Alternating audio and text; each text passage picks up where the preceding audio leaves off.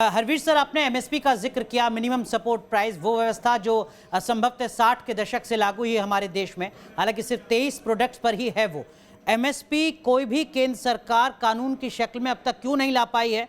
चाहे वो मौजूदा केंद्र सरकार की बात हो, पिछली सरकारों की बात हो, क्या उसमें समस्या सामने आती है सर?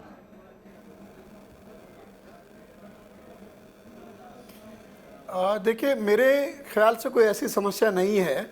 ये इसमें एक सरकार को अपना मन बनाने की बात है, और जब भी आप कोई ऐसा बड़ा काम करेंगे उसके तमाम सारे जो नेगेटिव एस्पेक्ट्स हैं वो आपको बताए जाएंगे। ये एमएसपी में भी बताया जाएगा।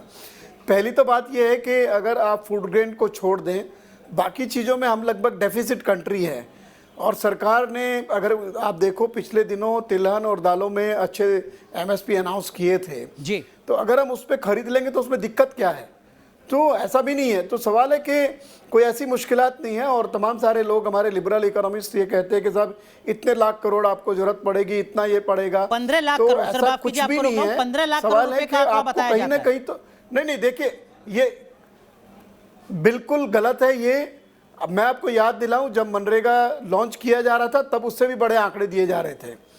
तो सवाल है कि आपको ग्राउंड रियलिटी देख करके फैसले लेने होंगे, और सवाल है कि आप किसान को उसकी लागत का प्रोटेक्शन क्यों नहीं देंगे, मेरा ये मानना है। क्योंकि वो ऐसा नहीं है कि आपसे बिना कोई ऐसी हवाबाजी में कोई दाम मांग रहे हैं। वो कह रहे हैं जो आपका ऑफिशियल जो कैलकुलेशन का सिस्टम है उसके हिसाब से आप हमारी लागत के ऊपर कुछ मुनाफा हमें दे दो। दुनिया में कोई भी बिजनेस, कोई भी काम धंधा बिना मुनाफे के नहीं चलता है। और यहाँ पे इतने ये, क्योंकि जो फार्मिंग कम्युनिटी है या जो प्रोड्यूसर्स है एग्री प्रोड्यूस के, वो बहुत ही एक तरीके से डिसइंटीग्रेटेड है।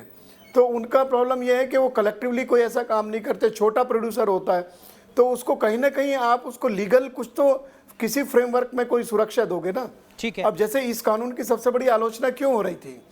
क्योंकि आपने कहा प्राइवेट वाला कहीं भी एक पैन कार्ड लेकर के जाके खरीद लेगा। तमाम सारी खबरें आई, लोगों ने खरीद लिया और उसके बाद वो चले गए, कहीं गायब हो गए, बहुत सारे लोगों को नुकसान हो गया।